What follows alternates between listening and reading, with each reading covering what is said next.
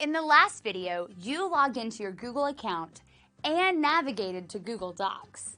In this video, you will create a new document in Google Docs and give it a name. Your documents are stored in Google Drive, which is an online filing and storage system. Your Google Drive is associated with your Google account, and only you can see it. It is like your own personal filing cabinet. Naming a document makes it easier to find in Drive, especially if you have other documents and items stored there. Giving your document a name also helps others understand what they are looking at if you share the document. To start, click on the Browser tab where you opened Google Docs. If you closed the tab, open a new tab in your browser and navigate to Google Docs.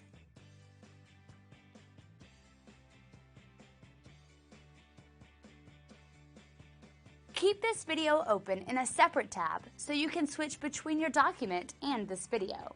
Then, start a new blank document.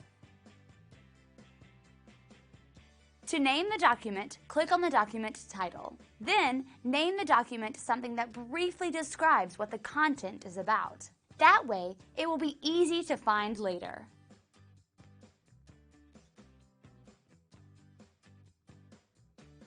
Move on to the next video to begin thinking of activities you might like to do. Now, it's your turn. Create a new blank document in Google Docs. Give the document a name. Move on to the next video.